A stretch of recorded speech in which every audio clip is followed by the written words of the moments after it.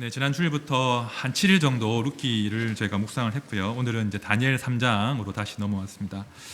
사실은 이제 고민을 많이 했습니다. 이제 오늘까지 룻기 말씀을 전해야 되지 않을까 고민을 많이 하다가 다니엘서 말씀으로 말씀을 확정하고 오늘 설교를 준비를 했는데요.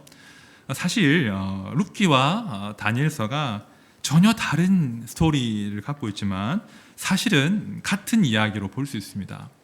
왜 그렇게 했습니까? 룻기에서 룻기를 이끌어 가시는 그 하나님과 다니엘서에서 다니엘과 그 세 친구들의 인생을 끌어가시는 그 하나님께서 동일한 하나님이시기 때문이에요. 그렇죠? 룻기에서 룻의 인생을 통해서 자기의 그 존재를 드러내신 그 하나님과 다니엘과 세 친구를 통해서 드러내신 그 하나님이 동일한 하나님이시기 때문에 본문은 다르지만 이 본문 가운데 동일한 그 하나님을 만날 수가 있다는 것입니다. 그렇죠? 한번 룻기를 한번 정리를 간단하게 해보겠습니다. 우리가 룻기에서 만난 하나님 어떤 하나님이십니까? 룻이 이런 고백을 했죠. 어머니의 백성이 나의 백성이 되고 어머니의 하나님이 나의 하나님 되기를 원합니다. 이 고백이 이제 룻의 삶을 이끌어갔던 초반의 고백이었는데요. 사실은 룻이 이제 저의 여동생이거나 누나였다면 제가 뜯어 말렸을 거예요. 무슨 정신 나간 짓을 하냐, 무슨 소망이 있다고 아들도 없는 시어머니와 함께 남편 잃고 유대 땅으로 가냐, 아마 말렸을 거예요. 인간적으로 볼 때 룻의 그 결심은 사실은 어찌 보면 소망이 없는 결심이었습니다. 그렇지 않습니까? 당시 이스라엘 백성들은요, 하나님 백성이었지만 하나님을 거부했습니다. 자기 소견에 옳은 대로 살았습니다. 그러면서 하나님을 떠나서 제 마음대로 살지 않았습니까? 그런데 오히려 이방 여인인 룻은요, 결심하고 어머니의 하나님을, 여호와 하나님을 나의 하나님으로 삼고 살겠다. 그런 어찌 보면 무모한 결심을 한 것입니다. 끝까지 의리를 지키면서 자기의 자리를 감당한 것이죠. 하나님께서 그 결심을, 그 의리 있는 결심을 귀하게 보신 것 아니겠습니까? 그래서 룻, 너의 그 결심과 선택이 틀리지 않았다. 너의 인생이 틀리지 않았다. 이것을 하나님께서 인정하시고 증명해 보이시는 그 스토리가 바로 룻기의 이야기라고 할 수 있습니다. 결국 이 룻이 이 보아스, 저 기업 물을 자를 만나서 그 인생이 완전히 바뀌지 않습니까? 소망이 없었으나 보아스를 만남으로, 그죠? 하나님의 백성이 되고 동시에 그 가문을 통해서 다윗 왕이 탄생하는 그런 놀라운 그런 기적들 이 룻이 경험했습니다. 자, 그런데요, 이 룻기가 경험하는 이 스토리는 단지 한 가정만의 회복의 이야기가 아니라는 겁니다. 자, 룻기 4장 말씀 보십시오. 제가 읽어볼게요. 살몬은 보아스를 낳았고 보아스는 오벳을 낳았고 오벳은 이새를 낳고 이새는 다윗을 낳았더라. 자, 아까 말씀드린 대로 단순히 한 가정이 살아나고 회복된 이야기가 아니라 이 한 가정을 살리심으로 그 가정을 통해서 이스라엘의 왕을 세우시는, 왕이 없어서 고통당하는 그 시대 가운데 이 룻이란 한 여인의 순종을 통해서 왕을 세우시는 그런 하나님의 이야기를 우리가 룻기 가운데 만난다는 것입니다. 자, 이렇게 보면 우리가 룻기 가운데 만나는 하나님은요, 두 개의 얼굴을 가진 하나님이세요. 첫 번째 얼굴은 우리와 아주 가까이 계시는 하나님이십니다. 그렇죠? 신학적인 용어로 하면 내재하시는 하나님이세요. 우리 인생 가운데 찾아오셔서 따뜻하게, 자상하게 우리 인생들의 아픔을 품어주시고 그 인생에게 살 길을 열어주시는 하나님, 아주 가까운 하나님의 얼굴이 룻기에 담겨 있고요. 동시에 이 룻기에는 이스라엘의 역사를 경영하시는 하나님, 그죠? 더 나아가서 온 인류의 구원 역사를 준비하시는 그 크고 위대하신 하나님의 얼굴 또한 이 룻기 가운데 포함되어 있다는 겁니다. 신학적으로 보면 초월하시는 하나님의 얼굴이 룻기 가운데 포함되어 있습니다. 우리는 하나님을 항상 경험할 때 이 두 가지 얼굴을 늘 기억하셔야 돼요. 동시에 기억하셔야 돼요. 우리 하나님은 우리의 작은 신음에 응답하시는 자상하고 가까운 그런 하나님이시지만 동시에 감히 우리가 범접할 수 없는, 감히 그 뜻을 다 헤아릴 수 없는 크고 두려우신 초월하신 하나님, 그렇죠? 하나님의 이 두 얼굴을 기억하고 우리는 신앙생활을 해야 된다는 겁니다. 자, 오늘 다니엘서 3장 또한 마찬가지입니다. 우리 하나님이 아주 크신 분이시고 동시에 아주 세밀하게 당신의 백성들의 신음 가운데 함께 하신 하나님으로 이 다니엘서 또한 하나님을 그리고 있다는 것이죠. 자, 이제 본문 속으로 한번 들어가 보겠습니다. 자, 오늘 본문은 다니엘서 3장인데요. 사실은 이제 교회 생활을 좀 하신 분들은 다니엘 3장의 스토리를 다 알고 계십니다. 그 풀무불에 떨어진 그 다니엘의 세 친구들이 다시 살아난 이야기가 다니엘서 3장인데요. 아주 영웅적인 고백이 담겨 있는 그런 멋진 성경이 다니엘 3장입니다. 자, 3장 18절 말씀을 제가 한번 읽어볼게요. 이 세 친구들의 어떤 영웅적인 신앙 고백인데요. 그렇게 하지 아니하실지라도 왕이여, 우리가 왕의 신들을 섬기지도 아니하고 왕이 세우신 금신상에게 절하지도 아니할 줄을 아옵소서. 이 유명한 고백 다 들어보셨죠? 이런 영웅적인 고백이 담겨있는 스토리가 다니엘 3장인데요. 그러나 오늘 저는 이 다니엘의 세 친구들의 어떤 영웅적인 이야기에 집중하려고 하는 것은 아닙니다. 오늘 제가 집중하고 싶은 것은 우리 하나님이 어떤 분이신가, 여기에 한번 집중해 보려고 하는 거예요. 우리가 성경을 읽을 때 항상 이 질문으로 성경으로 진입하셔야 돼요. 하나님 이 말씀 가운데, 이 스토리 가운데 하나님 자신을 어떻게 드러내시는가, 하나님이 자신을 어떻게 보여주시는가, 이 질문을 가지고 항상 성경으로 들어가야 되는데요. 오늘 저는 이 질문을 가지고 다니엘 3장을 볼 겁니다. 그러면서 하나님께서 그 바벨론의 그 한 가운데에서 그 권력의 심장부에서 이 다니엘의 세 친구의 인생을 통해서 어떻게 하나님의 하나님 되심을 멋지게 드러내시나, 그걸 한번 같이 보자는 겁니다. 자, 이제 3장 이제 본격적으로 볼 텐데요. 자, 모든 이 그 갈등, 지금 3장에서 갈등이 벌어지는데 이 모든 갈등의 발단은 그 바벨론의 왕이었습니다. 자, 3장 1절 말씀 우리 다 함께 읽어봅시다. 1절이요. 시작. 느부갓네살 왕이 금으로 신상을 만들었으니 그것을 바벨론 지방의 두라 평지에 세웠더라. 네, 왕이 참 이런 짓을 합니다. 그죠? 고대의 제왕들은 꼭 이렇게 권력을 쥐면 큰 건축물, 그죠? 자기를 과시하기 위한 그런 건축물을 세우는데 금으로 칠한, 금칠을 한 그 거대한 신상을 만들었다고 해요. 근데 그 높이가 얼마라고 나옵니까? 60규빗. 감동이 없으시죠? 60규빗이 뭔지를 모르니까 감동이 없습니다. 자, 1규빗은 이제 길이의 단위인데, 이 팔꿈치에서부터 이 손 가운데 손 끝까지의 길이를 1규빗이라고 해요. 보통 한 45cm 정도를 1규빗으로 봅니다. 자, 그렇다면 60규빗이면 이제 얼마나 됩니까? 0.45 곱하기 60 어떻게 되죠? 27m쯤 되는 겁니다. 제가 암산한 건 아니고요. 미리 계산해 봤습니다. 0.45 곱하기 60 이게 27m예요. 별로 안 놀라시네요. 신상을 만들었는데 금으로 떡칠을 했는데 27m래요. 놀랍지 않으십니까? 그 설악산 국립공원에 한 번씩 갈 일이 있으면 그 돈 내고 들어가야 되잖아요. 돈 내고 들어가면 이제 큰 문을 지난 다음에 그 신흥사로 가는 그 문이 있습니다. 지금 한참 단풍철 때문에 붐빌 텐데 그 신흥사 입구에 가면 엄청나게 큰 분이 앉아 계십니다. 그 무슨 통일을 기원하는 그런 불상이라고 해요. 엄청 큰 불상 혹시 보셨습니까? 보셨습니까? 그 보셨어야죠. 그 정도는, 그죠?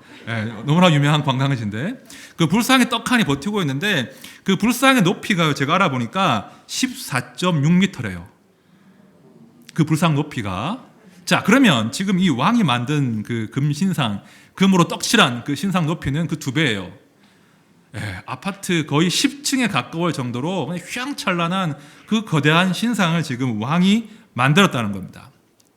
왜 이런 짓을 할까요, 왕들이? 왜 이러겠습니까?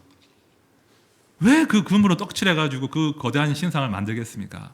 이유는 2가지예요. 왕의 교만과 동시에 왕의 불안 때문이에요. 먼저 왕의 교만. 뭔가 자기를 과시하고 싶은 것이 인간의 가장 본질적인 본성 아니겠습니까? 내가 이룩한 것, 내 권력, 내 힘, 내 권세를 과시하고 싶은 거예요. 그런데 보통의 사람들은 다 자제하고 살지 않습니까? 미덕이 될 수 없으니까. 하지만 왕들은 절대 권력자이기 때문에 이게 브레이크 없이 그 욕망이 분출되는 겁니다. 내가 얼마나 위대한 왕인지를 과시하고픈 그 욕망 가운데 사는 존재가 고대의 제왕이었죠. 그래서 수많은 그 일반 백성들의 그 고열을 짜내서 그들의 노동력을 착취해서 거대한 건축물을 만들었는데 지금 이런 신상을 만든 겁니다. 그렇죠? 이 교만 때문에 그 신상을 만들었어요. 동시에 이 신상을 만들 때는 그 제왕의 불안함도 한몫을 했다는 겁니다. 자, 고대 제왕들은 아무튼 다른 사람의 영토와 다른 사람의 백성들을 빼앗은 사람들이에요. 그렇죠? 수많은 그런 영토 전쟁을 통해서 다른 이의 목숨과 다른 이의 권력들을 빼앗아서 자기의 권력을 세운 사람들이기 때문에 항상 고대의 제왕들은 불안했어요. 나도 빼앗길까 봐. 혹시 내가 자고 있을 때 누가 자객이 들어와서 나를 암살할까 봐. 항상 이 권력자들은 자기의 권력을 잃어버릴까 봐 혹은 그런 반역하고 배신할까 봐 불안해했다는 거예요. 그 불안에 대한 방증이 바로 금신상입니다. 그렇죠? 자기의 것을 잃어버리기를 원치 않는 그 불안함을 그 거대한 그 신상 가운데 포장하는 거죠. 그러면서 마치 내 권세는 영원할 것처럼 누구도 넘보지 말라고 그런 식으로 금신상을 만들었다는 거예요. 아무튼 이 느부갓네살 왕이 그런 교만 가운데, 불안 가운데 거대한 건축물을 지었는데요. 자, 그 건축물을 다 짓고 나서 이제 그 완공을 이제 축하하는 자리가 낙성식인데 그 낙성식에서 어떤 온 국가에 이런 선포를 합니다. 자, 3장 5절과 6절입니다. 제가 봅니다. 너희는 나팔과 피리와 수금과 사면금과 양금과 생황과 및 모든 악기 소리를 들을 때에 엎드려 느부갓네살 왕이 세운 금 신상에게 절하라. 누구든지 엎드려 절하지 아니하는 자는 즉시 맹렬히 타는 풀무불에 던져 넣으리라 하였더라. 자, 이 조서를 봐도요, 이 왕이 얼마나 교만한지, 동시에 얼마나 그 인생이 불안 가운데 사는지를 알 수 있는 거예요. 그렇죠? 내 권세를 유지하기 위해서라면, 내 위신을 지키기 위해서라면 사람의 목숨마저도 그죠? 앗을 수 있는 그런 그 탐욕, 교만과 불안이 이 조서 가운데 포함되어 있습니다. 자, 이런 상황 가운데 절하지 아니한 새 친구들이 등장하는 겁니다. 그래 다른 관료들이 보고 있다가 고발을 해버리는 거예요. 왕이요, 내가 보니 이 다니엘의 새 친구들은 절하지 않더이다. 고발을 하고 끌려옵니다. 왕 앞으로. 이유를 알 수 없지만 이 조서의 내용과는 달리 즉시 풀무불에 던져지지는 않습니다. 이 가운데 하나님의 은혜가 개입한 것이죠. 그리고 왕 앞에 끌려와서 딱 섰는데 왕이 그들에게 소명할 기회를 주면서 그들을 회유하는 거예요. 달래는 겁니다. 자, 3장 15절 보십시오.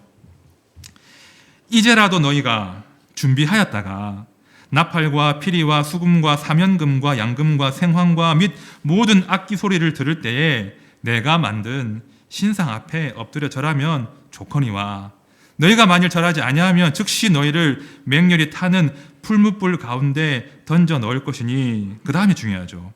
능히 너희를 내 손에서 건져낼 신이 누구이겠느냐. 아주 지금 자신만만하죠. 능히 어떤 신이 있어서 능히 누가 내 권세 앞에서 도전해서 너희를 건질 수 있겠느냐. 그냥 절해라, 목숨 부지해라 라고 지금 왕이 그들을 회유하는 겁니다. 자, 이 그 회유하는 말을 듣고 이 다니엘의 세 친구들의 마음이 어땠을까요? 한번 상상해 보십시오. 이들이 막 공포 가운데 잠겼을까요? 그러지 않았다는 거예요. 오히려 이 마지막 말, 능히 너희를 내 손에서 건져낼 신이 있는가? 이 말이 그들 심령 가운데 거룩한 분노를 불러일으킨 거예요. 그리고 결연히 맞서서 왕에게 이렇게 대꾸하는 겁니다. 보십시오. 사드락과 메삭과 아벳느고가 왕에게 대답하여 이르되, 느부갓네살이여, 우리가 이 일에 대하여 왕에게 대답할 필요가 없나이다. 왕이여, 우리가 섬기는 하나님이 계신다면 우리를 맹렬히 타는 풀무불 가운데에서 능히 건져내시겠고 왕의 손에서도 건져내시리이다. 그렇게 하지 아니하실지라도 왕이여 우리가 왕의 신들을 섬기지도 아니하고 왕이 세우신 금신상에게 절하지도 아니할 줄을 아옵소서. 전혀 주눅이 들지 않았습니다. 오히려 왕의 그 마지막 날 능히 어떤 신이 너희를 건지겠느냐, 그 말 앞에 이들이 의문을 가지고 말한 거예요. 아닙니다. 하나님께서 능히 우리를 건지실 것입니다. 왕의 손에서 우리를 건져내실 것입니다. 혹시 그렇게 하지 아니하실지라도 왕이여 내가 왕의 만든 신상에 절할 수 없습니다. 아주 멋지게 지금 다니엘의 세 친구들이 대답을 합니다. 지금 이 장면은요, 사실 두 세계관이 충돌한 거예요. 두 우주가 지금 충돌하고 있는 겁니다. 이 느부갓네살의 우주는 뭡니까? 내가 중심, 왕인 내가 이 우주의 중심이고 최고의 권력자예요. 내가 좌지우지하는 세계예요. 하지만 다니엘의 세 친구들의 우주는 하나님이 왕이신 우주입니다. 하나님이 역사를 경영하시고 역사의 중심이신 그 우주인 거예요. 그 우주가 꽝 충돌한 거예요. 느부갓네살이 열받은 거죠. 이게 불순종이 열받는 게 아니라 이 다니엘의 세 친구들이 가진 그 세계관, 그들의 우주의 중심에 내가 있는 게 아니라 여호와 하나님이 계시니 열받는 겁니다. 그리고 많은 대신들 앞에서 자신의 위신을 세우기 위해서 아주 엄한 지금 죽음을 지금 선포합니다. 자, 19절과 20절을 보십시오. 느부갓네살이 분이 가득하여 사드락과 메삭과 아벳느고를 향하여 얼굴빛을 바꾸고 명령하여 이르되 그 풀무불을 뜨겁게 하기를 평소보다 7배나 뜨겁게 하라 하고 군대 중 용사 몇 사람에게 명령하여 사드락과 메삭과 아벳느고를 결박하여 극렬히 타는 풀무불 가운데에 던지라 하니라. 왕이 열받은 겁니다. 자신의 위엄이 무너지니까 오히려 더 많은 대신들 가운데서 더 극렬하게 진노하면서 본보기를 보여줘야겠다 하면서 불을 7배나 뜨겁게 하여라. 용사를 동원하여서 그 불 가운데 던져버려라. 그렇게 명령을 하는 거죠.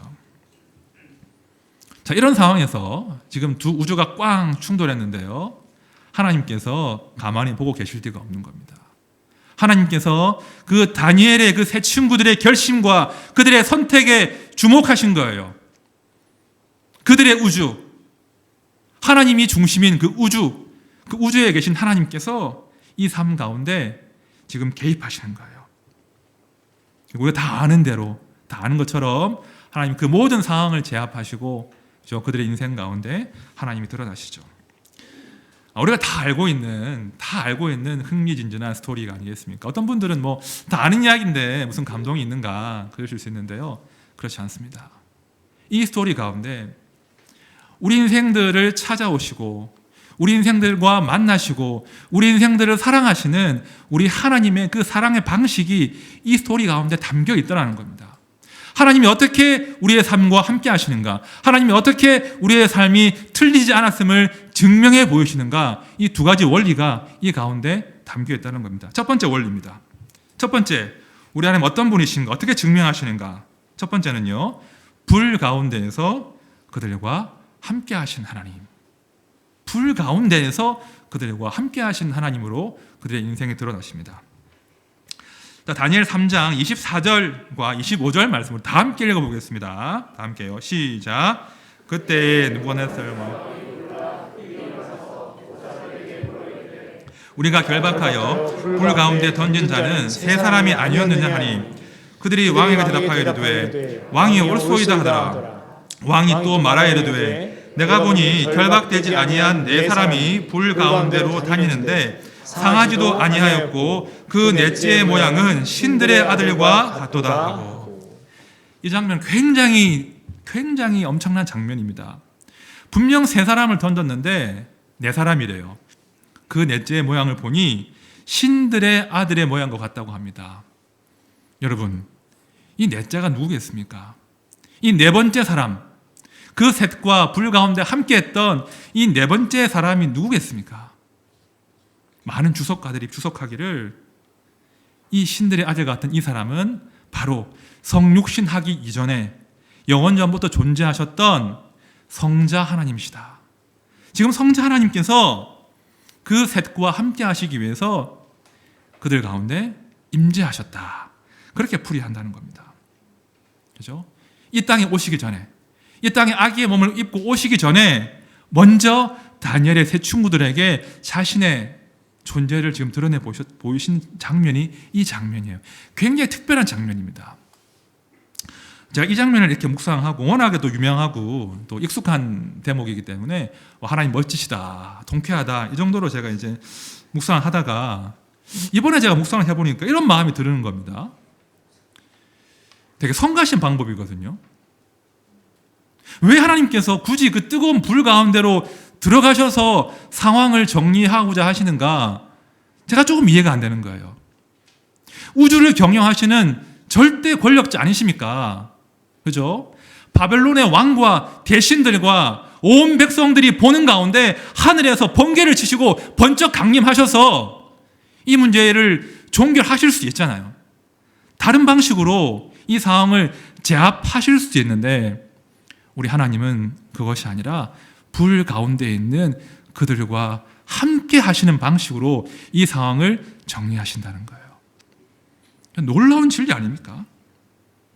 하나님의 다른 많은 폼나는 방식이 있는데 우리 하나님이 이 세 사람을 사랑한 방식은, 이 세 사람을 구원한 방식은 그들과 함께하는 방식이었다는 거예요.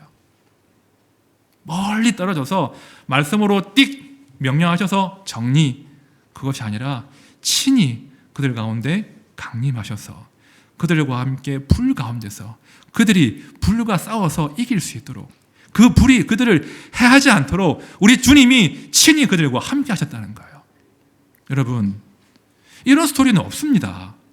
어떤 종교에도 어떤 신들의 이야기에도 이렇게 스스로 고생을 감내하면서 인생 가운데 찾아오신 하나님의 스토리는 없습니다. 너무나 놀라운 스토리예요. 우리 하나님께서 다른 방식이 아니라 다니엘의 세 친구의 그 불구덩이 가운데 찾아오심으로 그들과 함께 하셨고 그들을 구원하신 거예요.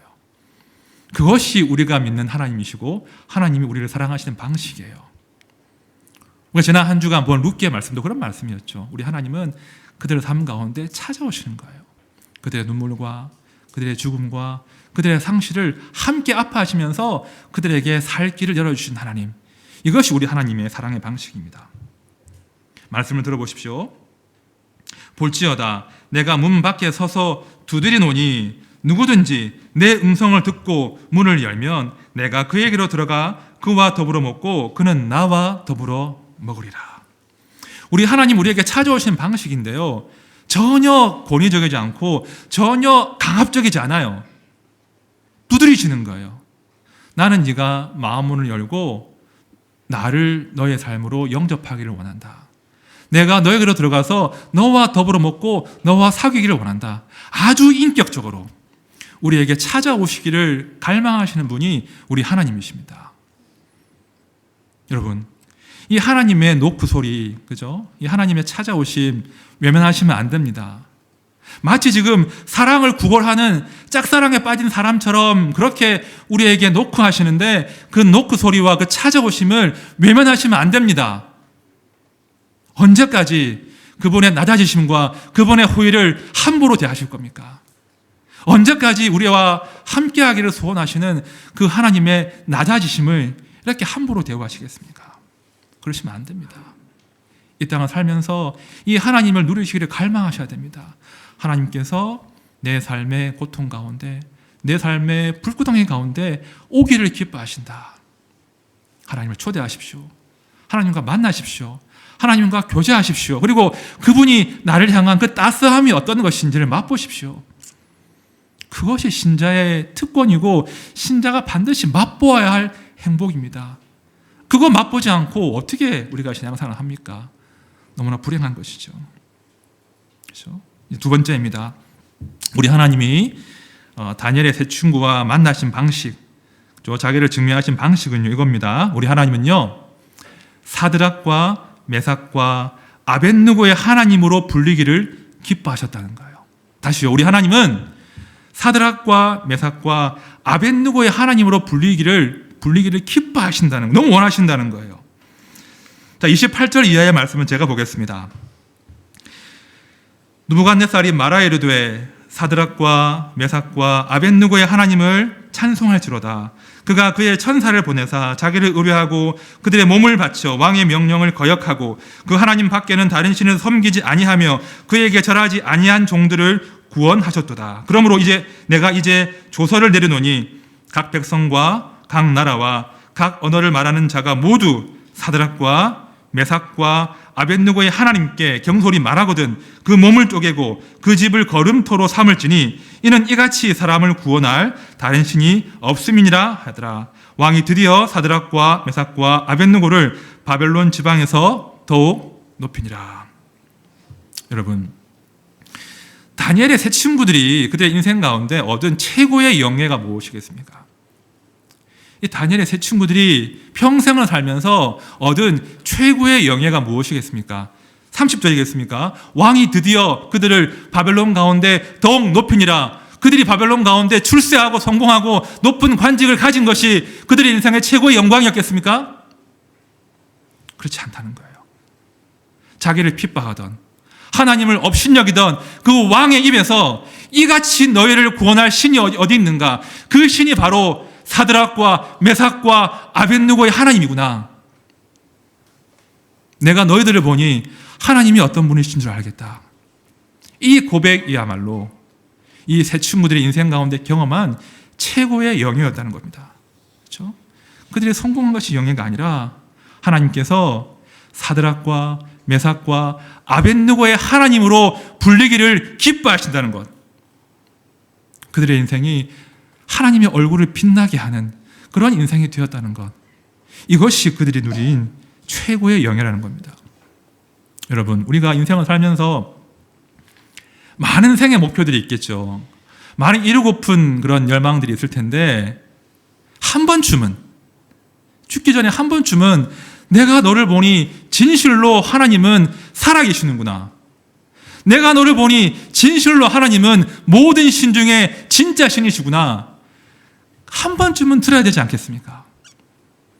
우리가 인생을 살면서 안형주의 하나님, 임요한의 하나님, 박주동의 하나님, 진실로 그 하나님이 하나님이시구나.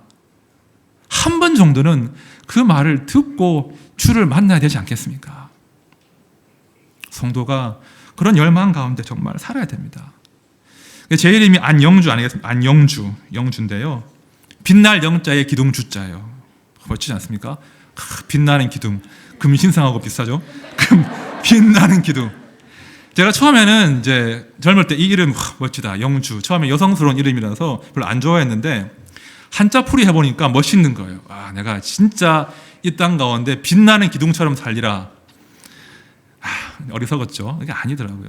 제가 철이 들고 예수를 믿고 사역자가 되면서 제 이름을 보는데 주자가 나무목 변의 주인 주자예요. 나무목 변의 주인 주자인데 나무목 주인주 뭘 상징하겠습니까? 어떻게 제가 해석할까요?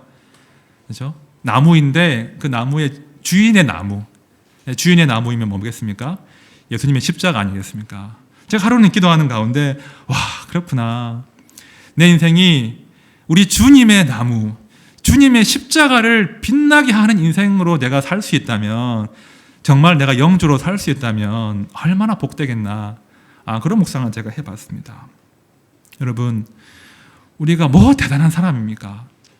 우리가 뭐 대단한 거 이룰 수 있습니까? 우리가 돈을 벌어봐야, 높아져 봐야, 큰 집 사봐야, 좋은 차 사봐야 뭐 대단한 걸 하겠습니까? 그런데요, 우리가 우리 인생을 통해서 우리 하나님의 이름이 빛나신다면, 우리 하나님이 나의 하나님, 안영주의 하나님으로 불리기를 기뻐하신다면, 하나님이 내 인생이 틀리지 않았음을 증명해 주신다면, 그러면 그 인생은 성공한 겁니다. 다른 게 성공한 것이 아니라 하나님이 나의 하나님으로 불리기를 기뻐하신다면, 내 삶을 인정하시고 내 삶이 옳다는 것을 증명하신다면 그 인생은 충분히 복된 것입니다. 제가 한 번은 CF를 보다가 참 감동적인 CF였습니다. 아주 유명한 그 중년의 두 배우가 이렇게 바다를 보면서 서서 대화를 나눠요.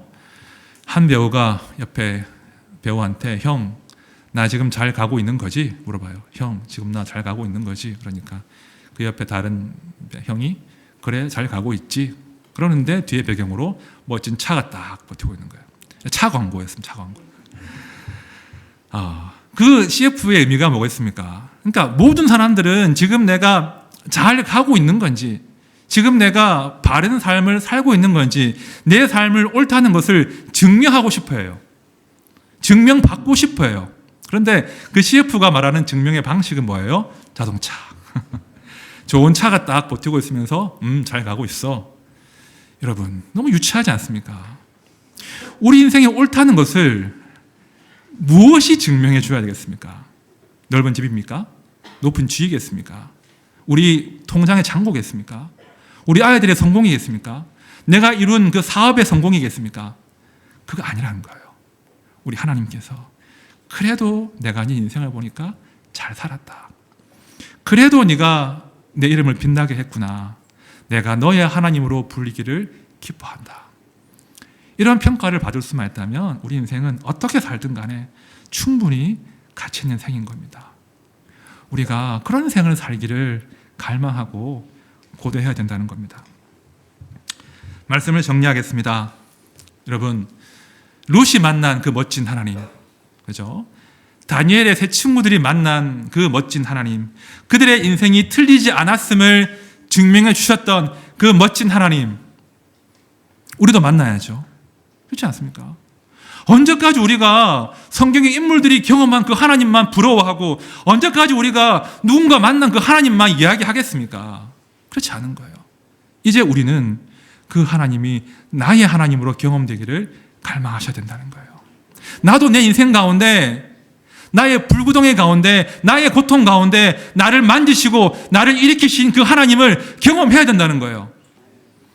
나 또한 내 인생 가운데 나를 통해서 여호와의 얼굴이 빛나게 되는, 하나님이 나의 하나님으로 불리기를 기뻐하시는 그런 짜릿한 순간을 맛보며 살아야 된다는 겁니다. 우리도 그런 삶을 살아낼 수 있습니다. 그것이 우리 인생들을 향하신 하나님의 소원인 것입니다. 함께한 주의 모든 백성들, 우리 하나드림 교회가 그런 삶을 갈망합시다. 힘겨운 인생이지만, 만만치 않지만 하나님 내 인생 가운데 함께해 주십시오. 그리고 부족하지만 내 인생을 통해서 하나님의 하나님 되심을 증명해 주십시오. 그런 갈망으로 오늘 하루를 살아내시고 한 주간을 살아내시고 평생을 살아가는 우리 모두가 되시기를 진심으로 축원드립니다. 우리 함께 찬양할 텐데요.